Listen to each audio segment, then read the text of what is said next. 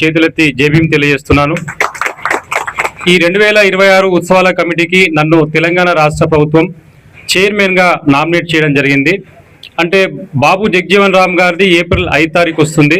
April 14 నాడు Ambedkar, Bharat Ratna BR Ambedkar గారి జయంతి ఉత్సవాన్ని ప్రభుత్వం అధికారికంగా నిర్వహిస్తుంది.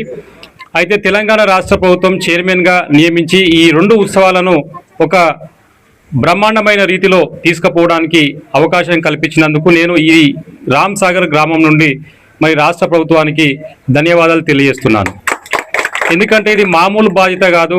తెలంగాణ రాష్ట్రంలో ఉన్నటువంటి అన్ని గ్రామాలు, అన్ని మండలాలు, అన్ని జిల్లాల్లో ఉన్నటువంటి ఎవరైతే సమాజంలో అట్టడుగు వర్గాల నుంచి వచ్చేసి వాళ్ళు సమాజంలో ఈ అంటరానితనంను కానీ వివక్షను కానీ రూపుమాపడానికి శాయశక్తుల ప్రయత్నం చేస్తున్నటువంటి వారిని గుర్తించి వారిని తెలంగాణ రాష్ట్ర ప్రభుత్వం మంత్రులు మరి తెలంగాణ ప్రభుత్వంలో ఉన్నటువంటి ప్రముఖుల చేత ఈ ఉత్సవాలను ఘనంగా నిర్వహించి సాయంత్రం నాడు రవీంద్ర భారతిలో నిర్వహించే ఏదైతే మన సాంస్కృతిక కార్యక్రమాలు, కవులు, కళాకారులు, జానపద గేయకారులు వీరందరినీ ఇన్వైట్ చేసి అక్కడ ఎంతో ఘనంగా సాంస్కృతిక కార్యక్రమాలు ఏర్పాటు చేసి చివరగా ఎవరైతే మన దళితరత్న అవార్డులు తీసుకున్నారో వారికి ఘనంగా సన్మానించే కార్యక్రమం అనేది చాలా చూడచక్కగా ఉంటుంది.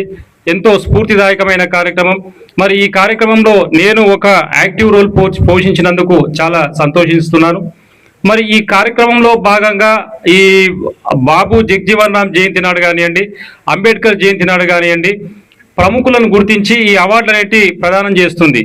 ఇది నేను సొంతగా ఒక సంస్థ తరఫున ఏర్పాటు చేసి నేను ఇచ్చిన అవార్డు కాదు, ఇది రాష్ట్ర ప్రభుత్వం ఇచ్చిన అవార్డు. ఇది నేను నా ఇంటికి ఇచ్చింది కాదు, నేను సొంతగా పరశురామ్ నా మిత్రుడు, ఆనంద్ నా మిత్రుడు అని ఇచ్చింది కాదు. ఇది రాష్ట్ర ప్రభుత్వం ఇచ్చినటువంటి ఒక ప్రతిష్టాత్మకమైనటువంటి అవార్డు. ఇది ఎందుకు ఇచ్చింది?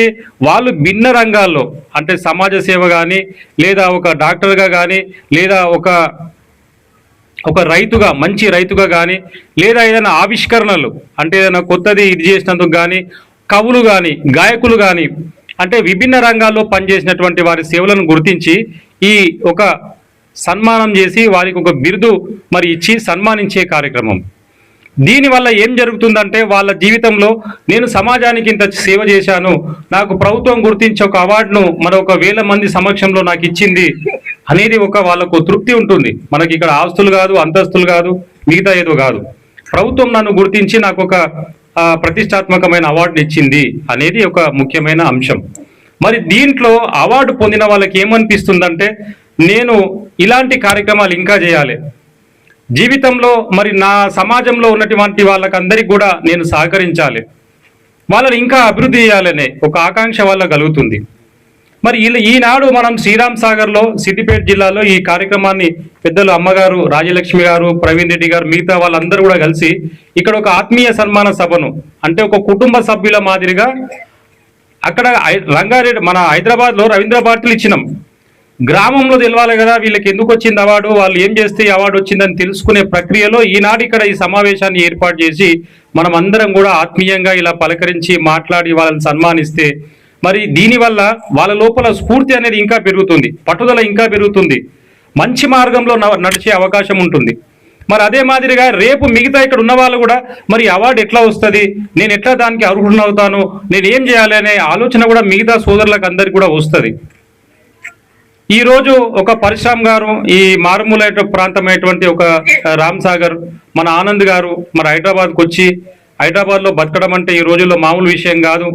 ఒక కిరాయిల్లో ఉండాలన్నా, అక్కడ వస్తువులు కొనాలన్నా చాలా కష్టమైన పని.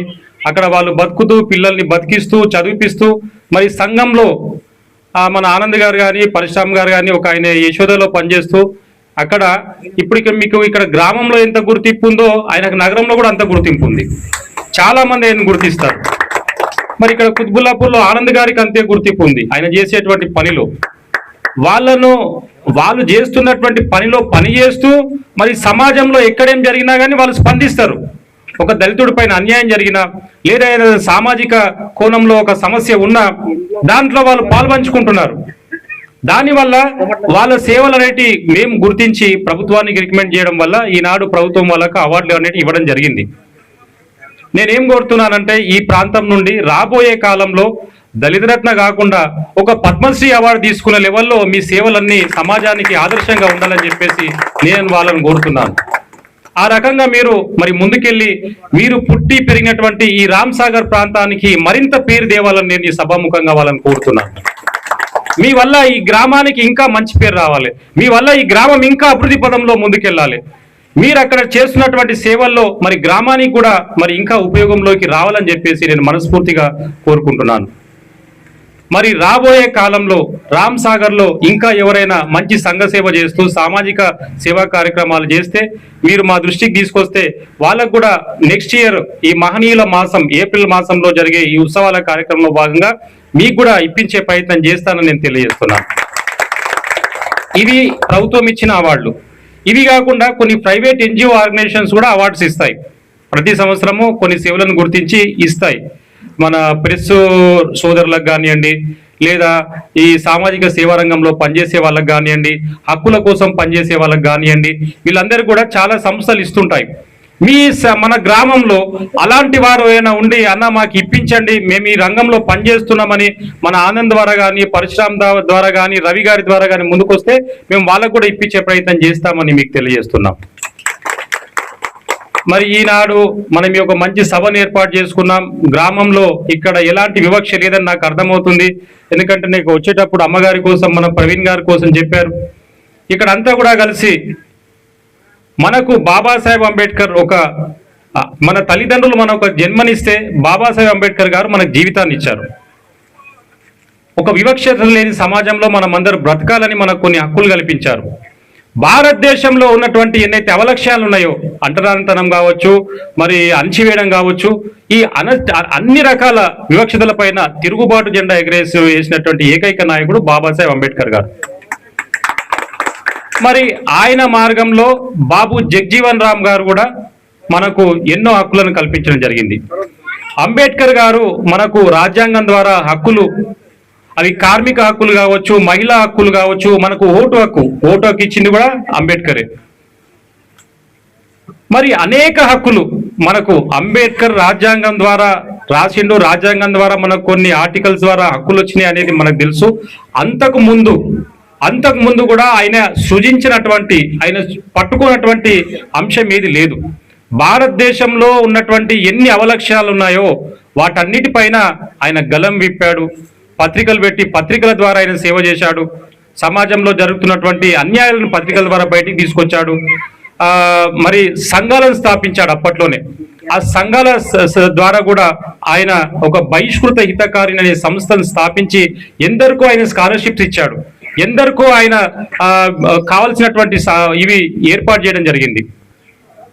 మరి ఈ మాదిరిగా ఆయన జీవితాన్ని గనక మనం అంబేద్కర్ జీవితాన్ని గనక గమనిస్తే ఆయన పూర్తి జీవితం మన కోసమే ఆయన అంకితం చేయడం జరిగింది. వేరే దానికోసం ఆయన వ్యక్తిగత సుఖాల కోసం కానీ, ఆస్తులు పెంపొందించుకోవడం కోసం కానీ, ఇంకా వేరే దానికోసం ఆయన పనిచేయలేదు.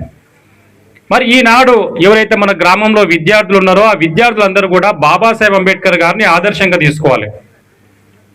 ఆయన బాంబేలో, మహారాష్ట్రలో ఉన్నప్పుడు అంటరానితనాన్ని అనుభవించి ఒక ఎడ్ల బండిలో వెళ్తుంటే అంటరాని కులపోవడం చెప్పేసి ఒక తోపు దోస్తే కింద పడిపోతాడు. అయినా ఆయన నేను ఎందుకు చదువుకోవాలి, నేను ఎందుకు అది కావాలని ఆయన వెనుకకు పోలేదు. ఒక పాఠశాలకి వెళ్తే అక్కడ పాఠశాల ఉంటే బయట కూర్చుంటాడు. అది ఎండ కానీ, వాడ కానీ, ఏడ కానీ, లోపలికి పోయే అవకాశం లేదు. పాఠశాల లోపలికి పోయే అవకాశం లేదు. ఇక్కడ మంచినీళ్ళ కుళాయి ఉంటే ఆ కుళాయిలో నీళ్లు పట్టుకొని తాగే అవకాశం లేదు అంటరానితనం వల్ల. ఆయన లండన్, అమెరికా, జర్మనీ ఇలాంటి దేశాలకు వెళ్ళి ఉన్నత చదువులు చదివాడు. 32 డిగ్రీలు, 9 PhDలు. ఎందుకు విద్యార్థులు ఆదర్శంగా తీసుకోవాలంటే ఇప్పటి వరకు కూడా ఆయన ఎవరు బీట్ చేయలేకపోతున్నారు. ప్రపంచ మేధావిగా ఆయన నిలబడ్డాడు. దానివల్ల ఈనాడు విద్యార్థులందరూ కూడా ఒక అంబేద్కర్ లాగా మేము చదవాలి, ఒక ఇంటర్మీడియట్ పాస్ కావడానికి కానీ, 10th పాస్ కావడానికి కానీ, డిగ్రీ పాస్ కావడానికి కానీ నానా ఇబ్బందులు పడుతున్నారు. అలా కాకుండా అంబేద్కర్ అన్ని డిగ్రీలు మరి అప్పట్లో ఎలా చదివాడు? ఒక ఇంటర్నెట్ లేదు, కరెంట్ లేదు, ఎలాంటి సౌకర్యాలు లేవు, అంటరానితనం, ఎక్కడ పోయినా నలుగురు కలిసి కూర్చునే అవకాశం లేదు. మళ్ళీ అలాంటి కాలంలో ఆయన అన్ని డిగ్రీలు చదివి ప్రపంచ మేధావిగా నిలబడ్డాడంటే ఆయనను అన్ని వర్గాల వారు ఈనాడు ఆదర్శంగా తీసుకోవాల్సిన అవసరం ఉంది. మరి మహిళలందరూ కూడా మాత రమాబాయిని ఆదర్శంగా తీసుకోవాలి. ఆయన అమెరికాలో చదువుతుంటే ఆమె కడుపు మార్చుకొని రమాబాయి అంబేద్కర్ గారి భార్య ఉపవాసం ఉంటూ తిండి లేకపోయినా పిల్లల్ని పోషించి ఎంతో కష్టపడి వాళ్ళని ప్రయోగులు చేసింది. సరైన భోజనము సరైన వైద్యం అందించలేక నలుగురు పిల్లల్ని పోగొట్టుకుందామే. ఎవరి కోసం? మనందరి కోసం పోగొట్టుకుంది. అయినా కానీ నా భర్త బయట ఉన్నాడు, ఆయన పెద్ద చదువులు చదువుతున్నాడు, అవన్నీ చదువుకొని రావాలని చెప్పేసి ఆమె కష్టపడడం వల్ల ఆయన తిరిగి మన దేశానికి వచ్చి ఒక రాజ్యాంగాన్ని రాసి ఈనాడు భారతదేశం మొత్తము నడుస్తుంది. ఒక ప్రశాంతమైన వాతావరణంలో మనం అందరం బతుకుతున్నామంటే అది కేవలం రాజ్యాంగమే. ఈనాడు ఉన్న వాళ్లకు లేని వాళ్లకు ఒకటే ఓటు హక్కు ఉంది, ఉన్న వాళ్లకు లేని వాళ్లకు ఒకటే చట్టం ఉంది, ఒకటే రాజ్యాంగం ఉంది. ఆ రాజ్యాంగం ద్వారా మనం అందరం కూడా ఈనాడు న్యాయాన్ని పొందగలుగుతున్నాం. నిన్న మనం ఒక 10 రోజులు మనం ఒక ఇష్యూ చూసినాం, మనం సోషల్ మీడియాలో కానీ పేపర్లో కానీ. ఒక అమ్మాయిని బలాత్కారం చేసి మరి తప్పించుకోవాలని ప్రయత్నిస్తే తప్పించుకోగలిగాడు అతను. నిన్న సాయంత్రం రిమాండ్ అయిపోయాడు. డబ్బు ఉంది, కేంద్ర మంత్రి హోదా ఉంది, ఎంతో పలుకుబడి ఉంది, కానీ ఏం చేయలేకపోయింది. అది రాజ్యాంగం యొక్క గొప్పదనం, దాన్ని రచించినటువంటి అంబేద్కర్ గారి యొక్క గొప్పదనం. అందుకే అంబేద్కర్ గారి విద్యార్థులు మహిళలు రమాబాయిని ఈనాడు ఆదర్శంగా తీసుకోవాల్సిన అవసరం ఉంది. ఇక అంబేద్కర్ గారు రాజ్యాంగాన్ని రచించి ఎన్నో హక్కులు మనకు కల్పిస్తే బాబు జగ్జీవన్ రామ్ గారు మరి ఎప్పుడైతే ఆయన మంత్రిగా మరి శాసన మండలికి నామినేట్ చేయబడ్డాడు 1926లో, అప్పటి నుండి ఆయన చనిపోయే వరకు ఎప్పుడు వెనుదిరిగి చూడలేదు. ఆయన పేరు మీద కూడా ఒక ప్రపంచ రికార్డు ఉంది. ఆయన ఎప్పుడు ఓడిపోలేదు, పార్లమెంటుకు ఎన్నోసార్లు గెలిచాడు, ఎప్పుడు ఆయన మంత్రిగా లేకుండా లేడు. ఒక రోడ్డు రవాణా మంత్రిగా, తంతి తపాలా శాఖ మంత్రిగా, ఒక వ్యవసాయ శాఖ మంత్రిగా, ఒక రక్షణ శాఖ మంత్రిగా, ఎక్కడ ఒక శాఖ బాగలేదు, ఆ శాఖ వెనుకబడి ఉంది, అక్కడ సమస్యలు వస్తున్నాయంటే దానికి బాబు జగ్జీవన్ రామ్ గారిని మంత్రిగా పంపించేవారు. ఆయన ఒక ట్రబుల్ షూటర్గా పేరు తెచ్చుకున్నాడు. ఈనాడు మన గ్రామంలో మన చుట్టుపక్కల కానీ ఎక్కడ కానీ మనకు ఎలాంటి ఆహార సమస్య లేవు. ఆనాడు ఆయన గిడ్డంగులు మరి కట్టించాడు, కార్పొరేషన్లు ఉండాలి అని చెప్పేసి ఆయన కార్పొరేషన్లు కట్టించాడు. Food corporation of India. ఎరువుల కొరత లేకుండా అప్పట్లో ఆయన చట్టాలు తీసుకురావడం జరిగింది. అంబేద్కర్ గారు ఇచ్చినటువంటి రిజర్వేషన్లు ఆయన పనిచేసినటువంటి అన్ని డిపార్ట్మెంట్ల లోపల కూడా అమలు చేసినటువంటి మహనీయుడు బాబు జగ్జీవన్ రామ్ గారు. ఒకరు రాత్రి అయితే ఒకరు పగలు, ఒకరు సూర్యుడు అయితే ఒకరు చంద్రుడు. వాళ్ళిద్దరికీ విడదీయదాని బంధం ఉంది, ఒక సోదర భావం ఉంది.